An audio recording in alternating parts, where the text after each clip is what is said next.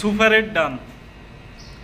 আমরা তো এটাই চাইছি, আমরা তো চাই নাই যে আরেকজন মানে আরেকটা টিমে হাইরা যাইবে তারপরে আমরা সুপার এইটে উঠবো।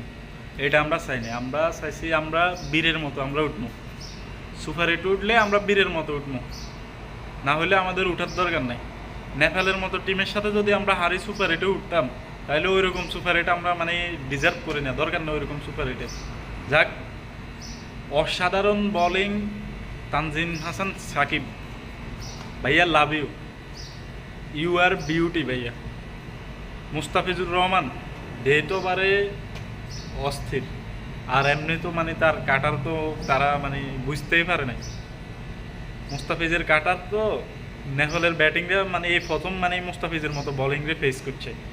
আর তানজিম হাসান সাকিব ভাইয়া বিউটি ভাইয়া, তুমি বিউটি, অসাধারণ।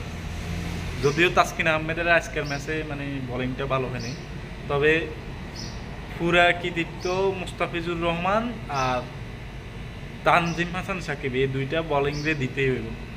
ব্যাটিংয়ে যেমন তেমন হয়েছে। আর যদি বাংলাদেশ টিম যদি মানে সামনের দিকে যদি মানে খেলতে চায় ভাইয়া, এই যদি লিটন কুমার দাস আর শান্ত, নাজমুল হোসেন শান্তরে যদি মানে ওপেনিং নামাও, মানে ওপেনিং টপ অর্ডারে নামাও, তাদের থেকে ভালো তোমরা রিশাদ হোসেনরে উপরে উঠাই দাও আর তাসকিন আহমেদরে তোমরা উপরে উঠাই দাও, অথবা মুস্তাফিজ আর তাসকিন আহমেদরে তোমরা উপরে টপ অর্ডারে ব্যাটিং করো।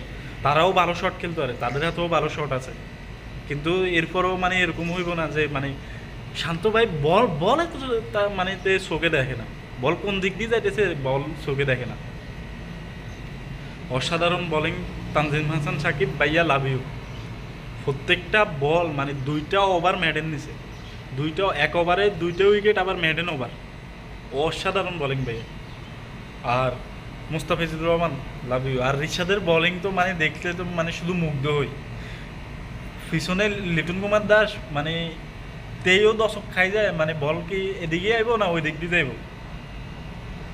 অবশেষে মানে শান্তির একটা ঘুম দিমু, ঈদ মুবারক।